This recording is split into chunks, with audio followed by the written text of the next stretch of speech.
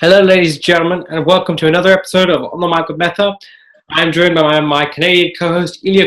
Elio, how are you, my friend? Yeah, I'm doing good. No Mercy was this past Sunday. It was a Raw exclusive event. Just overall, before we get into the matchups, what was your overall impressions of the show? I liked that John Cena Roman Reigns match.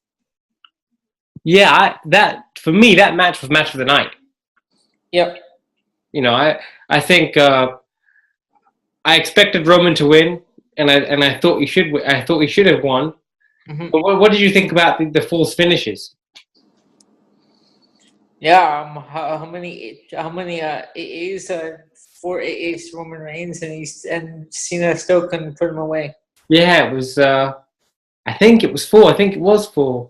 Yeah, 4. They said it was 4. Yeah, and then Roman still kicked out. Do you have a problem with that?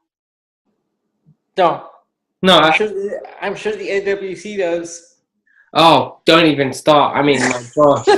Well, I've seen and read so many different things on the internet. Oh no, they're still complaining even after that great match. Wow. Exactly. I mean, look, I don't have a problem with false finishes. I can see. Do you think it devalues the move? No. No. It just adds more excitement to the match. It's like the Ultimate Warrior and Hulk Hogan at WrestleMania 6.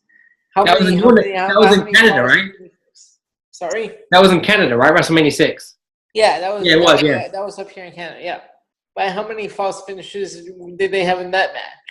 Countless. Right. Countless. And it just added a bit more excitement to the match. And we both know Warrior and Hogan couldn't work as well as Cena and Reigns. Mm-hmm. But so then that was a different era too. No, it was. I mean, that was a different era. The style and everything was a lot slower. And I think I remember you telling me to go back and watch it on the watch some of that stuff on the network. And I'm like, wow, Elio, this is really slow. You know, come to think of it, I did watch that one back, and watching it back on the video, it was like it wasn't as great as I thought it was. Like, well, you know how when it's live, it has that special feeling to it? Oh, well, I mean, when it's live, everything's got a special feeling to it. Yeah. I mean, Roman Reigns and Cena, that was quite possibly one of the best matches WWE's done in recent memory. Mm-hmm. Yep. With the exception of the Styles Cena match at the Royal Rumble. Right. But do you have a problem with Reigns winning? No. And why? Because we're gonna get a series of matches out of this, I'm sure. I doubt it. Actually, wait, no. You know what? I take that back because I believe they already set the main event for TLC. I believe it is. Did they? Have you heard anything? Well, they're talking about the Miz Taraj versus the Shield. I don't know. Yeah. I think I said this to you before. I really, really do not want the Shield to get back together. No, I kind of like things the way they are because it's like I said with the DX. So when DX was together, like when they first formed, that was like something special. Yeah. When the Shield first formed, that was something special. Yeah. Once you break up a team, and then you can't really go back to that time. Well, it's not the same. Well, I suppose you can, but it won't have the same effect. Right, that's what I'm saying. Yeah, it won't have the same effect that it did when they first got together. Like, for example, the Shield. We both know that was hot as soon as they got together, and the way they came in, working for CM Punk at the time. Yep. That was hot, and it worked. But putting them back together now, I just don't see the point of it. Another example is the Mega Powers. Yeah. When they first formed in 1987, yeah, its main event. Yeah. And they reformed in WCW, and it wasn't the same. No, because WCW didn't. First of all, they didn't know how to direct them. They didn't know how to book them. together. They know how to do a lot of things. Well, that's another story for another show. But and it's true, but they didn't know how to book them, and therefore it just fell apart. Yep. And as well, back to that point, everything in WCW was so focused on the NWO, so nothing else had a chance of working. Actually, speaking of that, read someone posted an interesting fact in the group page that apparently in total there were like 62 members in the NWO. Are we talking both Wolfpack and Hollywood? I guess so. I guess that combined, yeah. Yeah, that wouldn't surprise me. Actually, it's a large number, but it wouldn't surprise me because everything was NWO at that point, and everyone was in the NWO. It just depended on whether you were in NWO Wolfpack or NWO Hollywood. One match that surprised me on a Sunday night, because I didn't get to see this because I was like keeping an eye out on the person that was covering the pay-per-view. Okay. So I was going back and forth. So yeah. I kind of didn't get to see a lot of the pay-per-view. But one match that surprised me was Enzo winning the Cruiserweight. From Neville, right? Yes. Yeah. I wasn't expecting that. Actually, I picked Neville to win because I wasn't expecting them to put the belt on Enzo. I think this belt may be what Enzo needs. This is true, and now apparently he's a heel. Yeah, after his Raw promo, right? Which I still have to go back and watch. So he came out and said that he's a big shot now, and he deserves to be treated like a star, and a typical heel promo. Oh my! If we're okay, we're in the reality era. Yeah. And I think that's pulled from reality and all the stuff that's been going on with him. If he did that promo saying how he deserves to be treated like a big shot. Because you know how he's always going around saying, yeah, I hang out with these celebrities and I'm a big name. Yeah. There's no doubt that Enzo has caused caused a lot of issues for himself. So I wonder if they're taking from that and running with it and inserting into a storyline. That's an interesting fact. If that's true and that is what they're doing, is that smart? Somewhat, because at least something good comes out of it because Enzo ended up with a championship. So yeah, in a way, it's kind of smart to do that. And now he can actually use his mouth, use his arrogance for something good, rather than getting himself in trouble. Right. Switching to the main event now, Lesnar and Strowman. What did you think of that match? Because I've heard a lot of I've heard a lot of people criticizing that match for a number of different things. Well, actually, that's one of the ones I missed because again I was going back and forth. So I was on my iPad the whole time because I don't want to sit at the computer much. I'd rather sit on my iPad so I can move around. Yeah. Well, when I'm watching, so that's one of the matches that I missed. But I do know that Brock Lesnar retained. So, yeah, he's still the Universal Champion. But the main issue is this, right? People are saying on the internet that Strowman should have kicked out after the first F5. He didn't, and Brock Lesnar retained with one F5. Oh, one F5. Okay, yeah. I read about that he only gave one F5 and that was it. Yeah, and then people are saying that Braun Strowman's momentum has been killed because of that. And also I heard that Lesnar had him like in a submission hold, and he wouldn't let go of the hold Yeah. Even after Strowman reached for the ropes and fell out of the ring.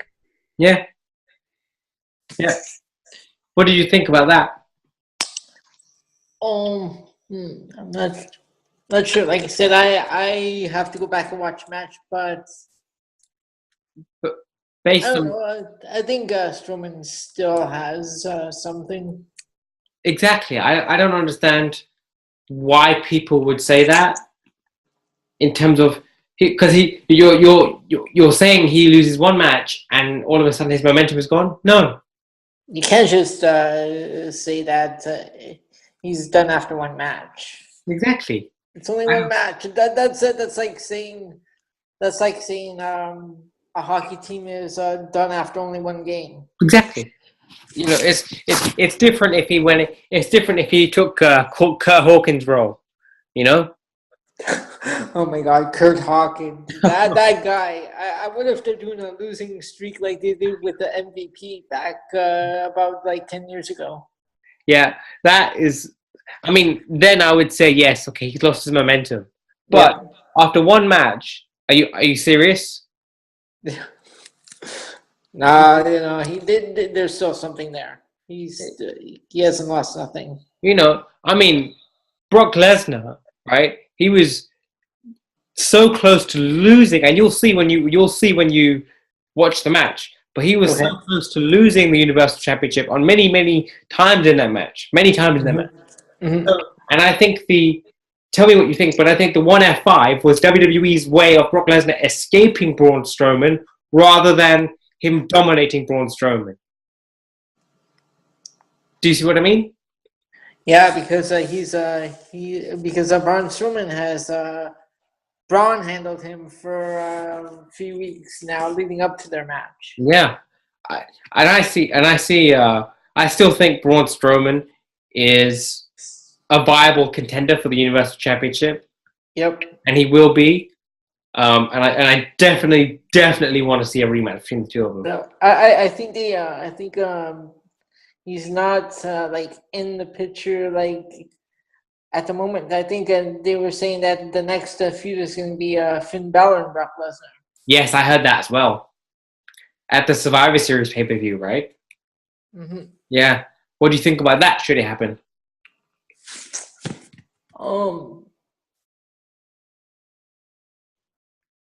Well, I'd still like to see Braun in the somewhere in the tail picture. Maybe if Finn wins, possibly Finn Balor and Braun Strowman. Maybe.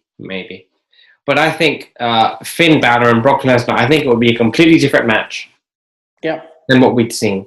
And it's quite intriguing. Wouldn't you say so? Yeah, I can't wait. I'd like to see that match, yeah. Because you have two different styles. Brock Lesnar is a UFC ground and pound type competitor. Yeah. While Finn Balor is a fast-paced, high-flying type guy. I like how they gave that match a title at No Mercy, man to man. Well, what else is there? Man to beast. No, the Finn Balor Bray Wyatt match. Oh, Bray Wyatt. I thought we were talking about the Lesnar Strowman match. Oh. Yeah, no, they called the Bray Wyatt Finn Balor match man to man. Yeah. What else is it gonna be? I loved watching that match. I really did. What did you think about that match? Yeah, that was pretty good. It was good to see Finn Balor back. Because I think a lot of people are complaining about the feud going this long between Bray Wyatt and Finn Balor. Well, the blow off is going to be at TLC. Most likely. Yeah. What about the boost that the women's division is going to get at TLC? It was confirmed on. Oh, Asuka. Yeah, I believe it was confirmed on Raw last Monday that Asuka, former NXT Women's Champion and the longest reigning NXT Women's Champion in history, would debut on Raw at the TLC pay-per-view. It was also confirmed on the pay-per-view itself on No Mercy. Oh, okay, on the No Mercy itself. So what do you think about that? Oh, that should be interesting. I'm looking forward to seeing Asuka on the main roster. Indeed. She was so dominating in NXT and built up so well that she could literally come on the main roster. And I think she should still stay undefeated for a while. What do you think about that? Yes.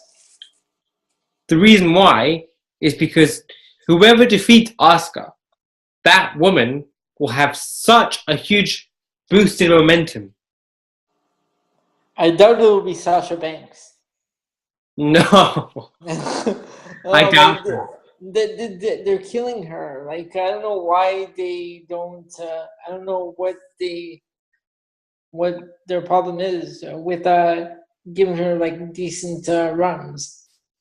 So when you say you're killing, when you say they're killing her, like I mean, like, you know how she's always like winning the belt and losing it a couple of weeks later, then winning it again, then losing it. It's very it's a hot potato subject. Yeah, like they're playing hot potato with, and what that means is, for people who don't understand the reference, and what that means is she wins the belt, loses the belt, wins the belt, loses the belt. They're not doing this with anyone else on in that division. No, and I think I read an interview with Sasha. I think it might have been when she was on WrestlingNewsSource.com, or somewhere around that time. But she expressed a bit of frustration with the way she's being utilized on Raw. Right. Did you? Yeah. But I saw that article. I didn't read all of it, but I did see the article you're talking about. Yeah, because I don't blame her for being frustrated. Yeah, it's terrible. It's terrible the way that she's being used. Yeah, because in NXT, she was a huge star for the women's division. Mm-hmm. And even when she first came in on the main roster, she was a star. Right. But now I don't know. I just don't know. I don't know whether they think something's missing with her, or whether it's she's annoyed somebody backstage, or what's going on. Also, I don't know if you've read on where apparently she's not very like approachable, like when like with fans. Yes, I've read that too. Yeah. But that's her prerogative. Right. When you're in the arena and when you're entertaining fans, fair enough. You got to be on your game. Right. You know that. But when you're, what were you going to say? No, nothing. Go on. When you're outside of the arena and outside of your character and in public, you should be able to live your own life. Yep. Without being obliged to sign autographs for tens of thousands of people. Right. Do you know what I mean? Yeah, and people online are complaining about that. Well, that's what comes with being a WWE superstar. Yeah. If you're a fan, if I'm a fan and I see Sasha Banks in her hotel room, like coming out of her hotel room in the morning or whatever, I'm not going to rush up to her for an autograph. Right. It's 7, 8 in the morning, or whatever time it is. But my point is, if she's not on the show, she's not obliged to participate in her character. Right. Plain and simple. Going to SmackDown now. Oh my God. I think I'm going to throw this to you. What do you think? What did you think of SmackDown? Well, I liked SmackDown right up until close to the ending, when the Under Ziggler came out. Oh, okay. The first week, that was bad. Second week, that was just bad. This was just awful. This was terrible. Of all people, The Undertaker. I mean, think about it. Think about how excited and happy were you when his music hit? Actually, I was like, oh. I'm sitting at the computer and I'm like, oh, The Undertaker's here. And then, he's dressed just as Undertaker normally is, and all of a sudden you see Dolph Ziggler's head pop up. And then when I saw that, I'm like, are you serious now? The Under Ziggler? I mean, look, we've talked about Dolph Ziggler for numerous times on this podcast, right? And I'm pretty tired of the gimmick, of the gimmick infringements. I can't. I don't know how much more I can take. I'm not a young man anymore. Well, I still, but I just don't see what he's getting from it. Do you? Right. Is there an end goal here that we're missing? Well, again, I was listening to another podcast last night, and they were talking about this exact same thing. That hopefully there's like they're going somewhere with this. Because I think, yeah, I just don't see it. This is ridiculous. I just don't see it. I don't see what they're doing. Yeah, like hopefully this is going somewhere, because right now I'm not seeing anything. Because but the thing is, Elio, where can you go with it? I don't know. There's not much you can. There's not much you can do with it. It's just him imitating other people.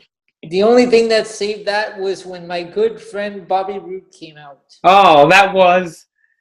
Are you ready? Glorious. That was glorious. That was absolutely glorious. And I'm looking forward to now Bobby Roode and Dolph Ziggler in their match at Hell in a Cell. Right. I am looking forward to, because both men can work really well. Both men can work really well. And I wouldn't say that this match would be a complete waste. No. But having said that, it would be nice to see Dolph Ziggler transition into a rivalry with Bobby Roode. Yeah. But who knows? I just don't know anymore with Dolph. I don't have any ideas. I told you I'm not a young man anymore. I don't know how much more my heart can take. What about the ending of SmackDown Live with Shane McMahon and Kevin Owens? Oh yeah, that was when Kevin Owens powerbombed Sami Zayn on the apron. Yeah. And he just stood there like with this blank stare with this blank look on his face. Yeah, I was just going to get onto that. This is the Kevin Owens that I've been wanting to see since last year. That's exactly what he did to Sami Zayn in NXT. NXT, right? Back in after Sami Zayn won the championship. It was like what, 2012, 13 or something like that. I believe it was the end of 2014. Oh, okay, 2014. Okay. I believe, yeah.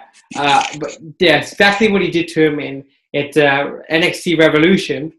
Mm-hmm. When Sami Zayn won the championship.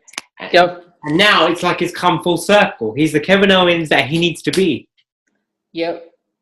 Do you think... Now I'm looking forward to this match. With him and Shane McMahon? Yeah. Yeah. Do you think Shane should win, or do you think Owens should win at Hell in a Cell? Who would you win? Who would you have if you were booking? I'm not sure. I think I'm going to look at this the same as I did with the Cena and Reigns. I don't care. I just want to see the match. That's true, because I think, in my opinion, I think Kevin Owens has to win, because Shane McMahon. If you look at the two characters that we have, right? Shane McMahon is already SmackDown Live commissioner. Right. He already has the authority to do whatever he wants. Yeah. So what would a win do for Shane McMahon? Not much.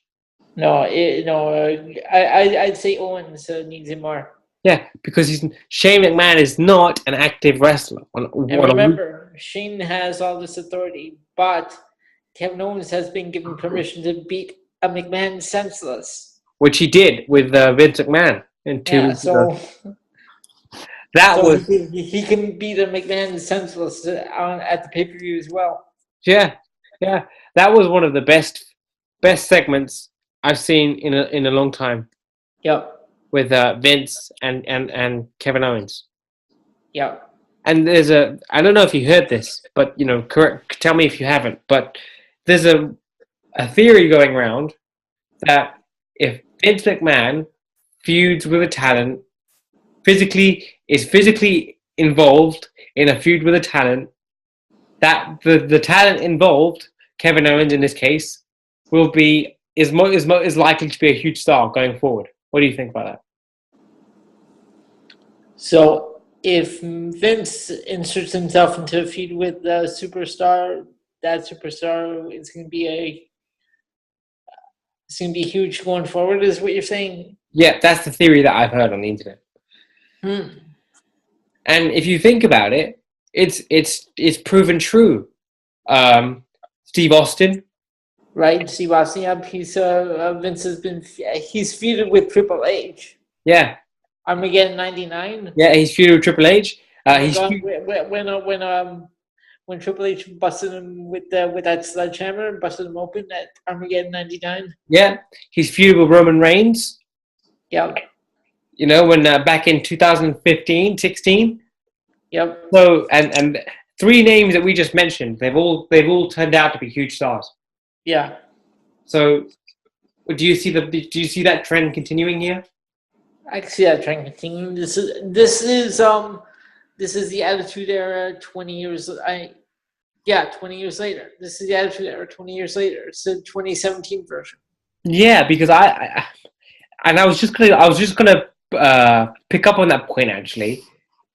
The product both on Raw and SmackDown in the past few months, ever since the brand split back in April, the not brand split, the shake-up. On July 19th, yeah. No, that was the initial brand split. I'm talking about the shake-up in April. Oh, okay. All right. Right. So have you noticed, or is it just me, that the content on both Raw and SmackDown has started to get a little more, I hate to use this term, but a little more attitude? Yeah. Yeah, they've done like a lot of attitude era type stuff on both shows, especially promo wise. Yeah, promo wise. Except this isn't the attitude era; it's the reality era. No, I'm not saying we're going to get the attitude era back. I'm just I know. I like this era. Yes, because you've got the pure wrestling ability that captivates people. Yep. And you've got the promos. Mm-hmm. And you've got the mainstream attention of reality shows, the network, and the list goes on and on. Yeah. So the business itself, I think we're going through a change. Mm-hmm. I think we're going through a shift again. Yes. Yep. Because of not only the content, but the real life personas of these characters coming out. Yep. More to that point is The Miz. What do you think of The Miz? Oh, his promos. Every time he picks up that mic, I just sit there, and whenever you know how he always says, "When my hand goes up, your mouth goes shut." Yeah. My mouth goes shut. It was. I think The Miz is arguably the best promo artist out there right now. Yeah. What do you think? Yep. I like The Miz. Every time he picks up that mic, because his promos are just awesome. No pun intended, or did you intend to pun? No pun intended. No, but they are awesome. They're really good. No, they're really. You can tell that his can't be scripted, because the way his promos come out, it sounds like they're like that's just him going out there. Absolutely. But do you think the talent are given license to do what they want to do on the mic? I think so, and it's about time. It's like I've been saying this whole time. Stop scripting, because then Yeah, it comes out it comes out forced. because if you're scripting promos, and we've said this numerous times, if Yep. you're scripting promos, the talent themselves are not as involved in it as they should be. And then if you look at their faces, they're probably thinking the same thing to themselves. Like, am I really believing what I'm saying right now? Exactly. And you know that if you don't, and so does Jagger, who we had last time, not last time, a couple of weeks ago on the show. We all three of us have said that if you're, as a talent, if you're not invested in the promo, if you don't believe in it, if you're not 100% sure that this is the way your character needs to go, you're not going to say it very well. Also, you can tell when it's scripted, because they'll like mess up a line, or they'll forget a word or a line. Yeah, and then when that happens, they have egg on their faces. Yeah, because it's live television. Yep. So speaking of promos, do you think the Roman Reigns, John Cena promos, do you think there was some truth to that? Because I have never, and before you answer that, I've never seen anyone have more impassioned promos than those two in recent memory. No, their promos. I'd say yes and no, because they've even both they both said in interviews as well that I've read that they're not exactly friends, but there's like a respect there. Yeah, they're not. I've read those as well. They're not. They're not friends by any means, but they respect what each other have done for the business. Yep.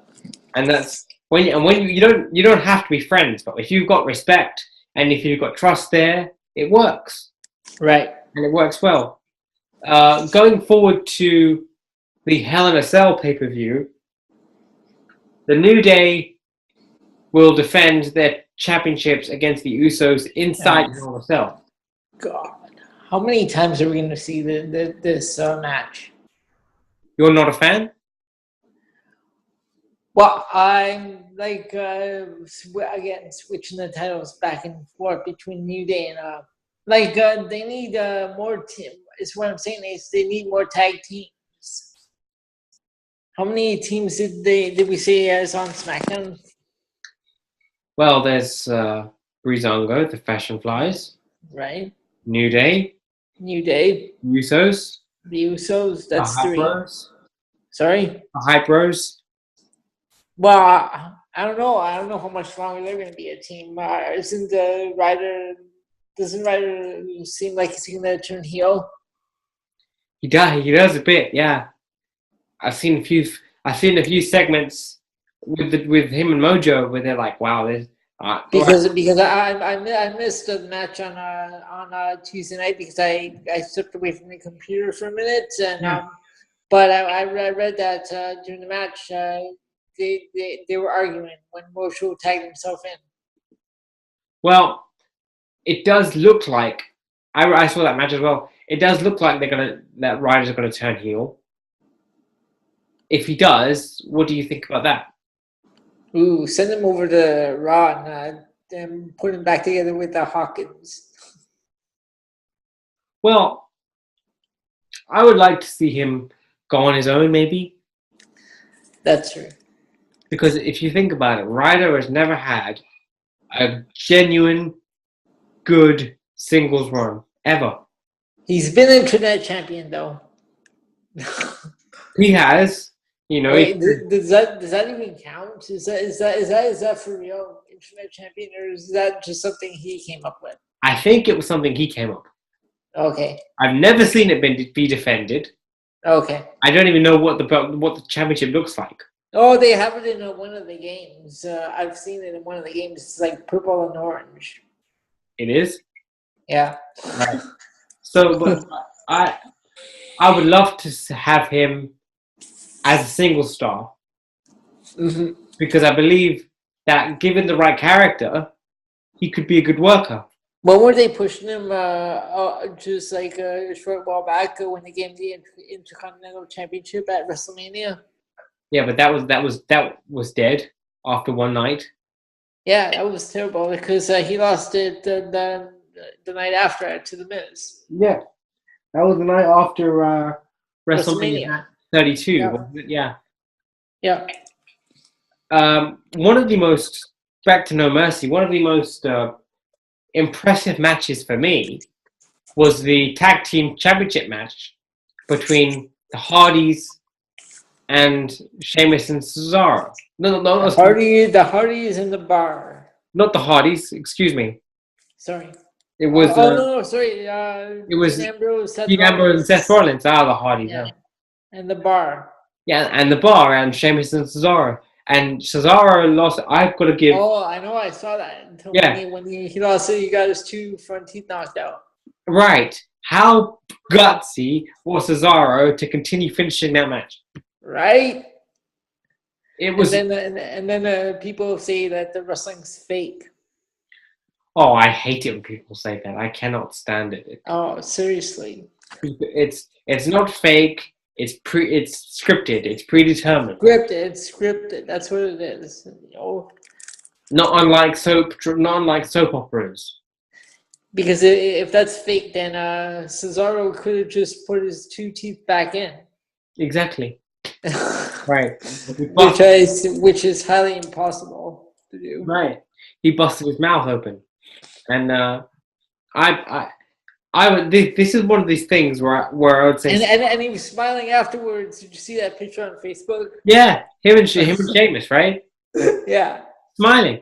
This is one of the reasons why I say that Cesaro should be Universal Champion down the road. Although I don't think it's going to happen. Has he ever been a champion? No. No. See, he should get a championship run. He's been there for a long time, and he's never gotten a championship run. Yeah. Except for the tag team. No, he's been U.S. champion. Well, no, that's why I said he's been champion. Yeah, he was. Yeah, it's been okay. So he's been U.S. champion. He's been tag team, but no, he should get a run with the world championship. Because I think that yes, his promos need work. Yeah. There's no doubt about that. But you can teach that. You can teach someone how to cut a promo. Yeah. It's not hard. And also, his wrestling skills are second to none at the moment. Oh, I miss the Cesaro swing. Oh, I miss the Cesaro swing as well. I really do. I want to know. I can imagine his opponent gets dizzy, but I wonder how he feels after he does that move. He must be dizzy too. I can imagine he gets dizzy. I really can. I can imagine he gets dizzy because there's no way you couldn't get dizzy after that. No way. But this is what I'm saying. Cesaro is a dependable star, a dependable talent who you know is going to give everything he's got when he's out there. Yep. So why not give him a run with the championship? I don't understand the Universal title. Yeah, exactly. I don't understand what the hold up is. You know? I don't know. But who knows? I don't get it. I don't get it. But I hope somewhere down the road, I hope he can. Mm-hmm. I hope he can. Who should Brock back to the Universal Championship? Who should Brock Lesnar lose the championship to? Who should he drop the belt to?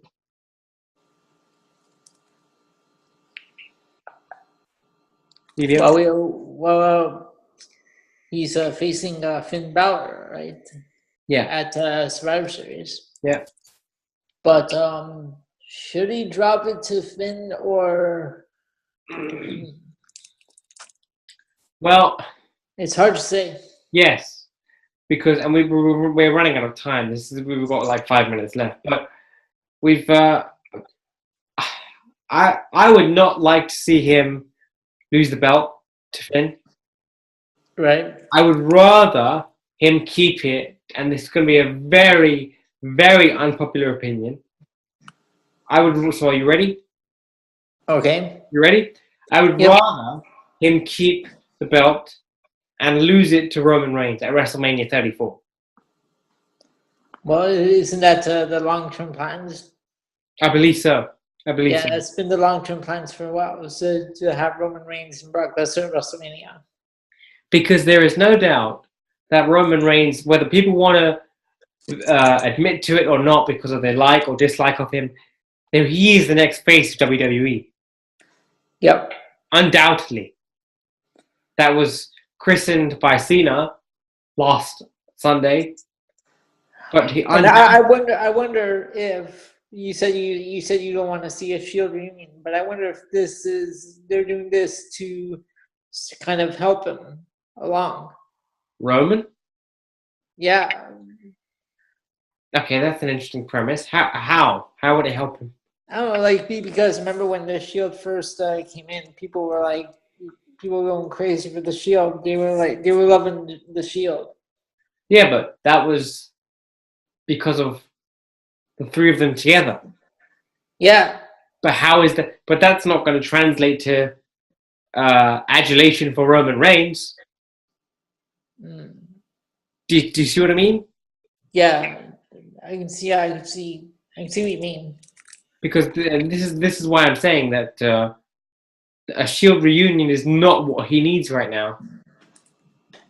It just isn't. I think it's just because WWE likes the nostalgia factor thing.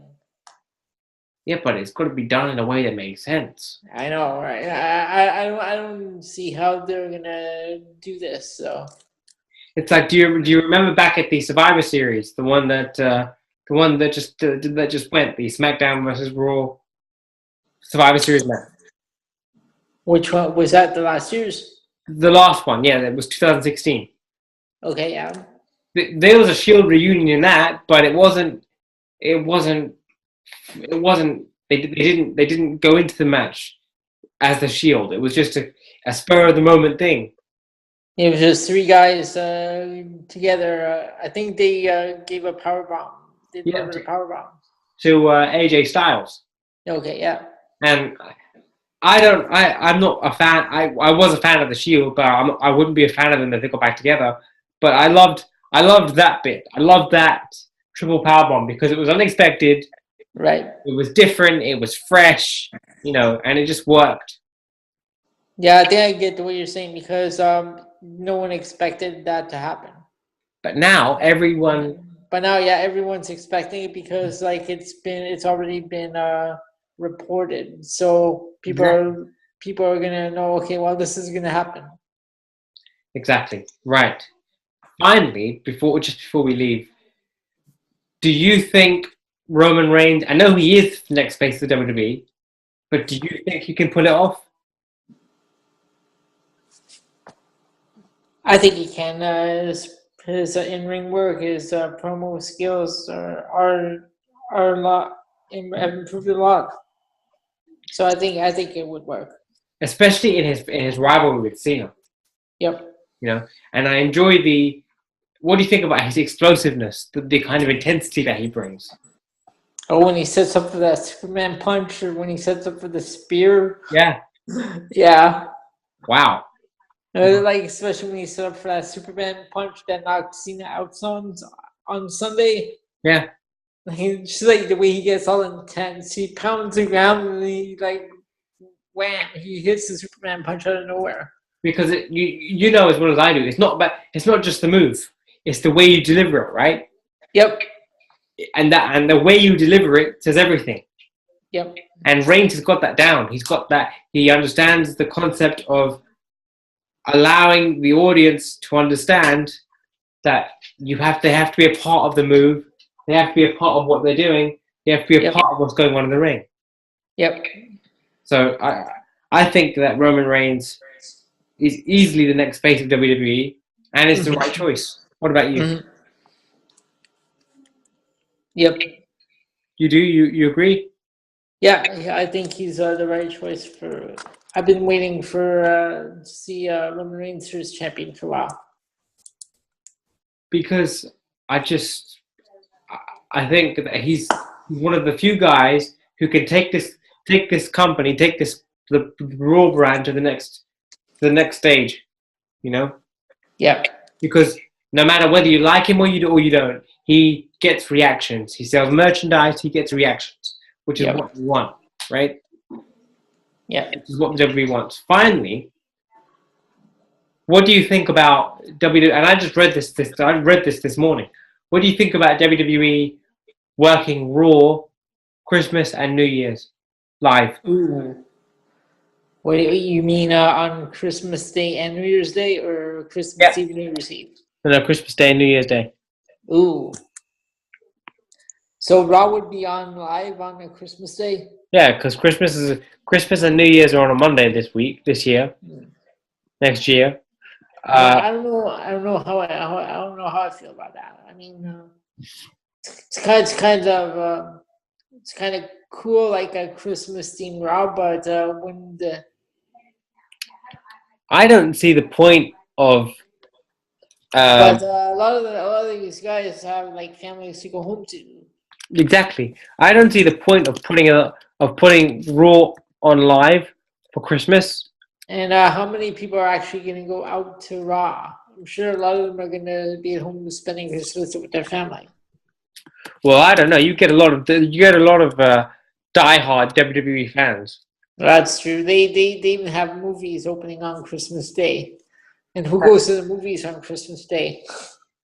Exactly. Well, I know people do, but I'm saying it's just a very strange day, like to have movies opening. It's a strange day to have Raw live. Yeah. Really, Christmas. I don't know. What about Christmas Eve? Like they've done in the past. Like, how did that work? That was.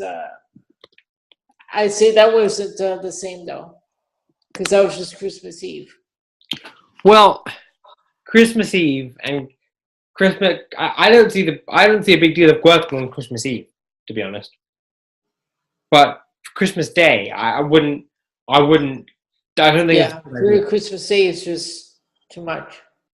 But I have heard that the decision to work on Christmas Day wasn't made by WWE. Oh. It was made by the network. What what network? The USA network. Oh, okay. So exactly my point exactly. I don't see what the idea is behind that. There's no need for it. Maybe they're all working for Scrooge, and he wants them to work. Scrooge. God, you could be the real life Scrooge. Who, me? Yeah, you. Why? Why do you see that? You and your, arguments that you get into with wrestling fans over certain topics. With my heelish arguments and my comments. Yeah, with your heel arguments and your heelish comments, constantly trying to put people down. I'm an instigator. You're an instigator. There you go.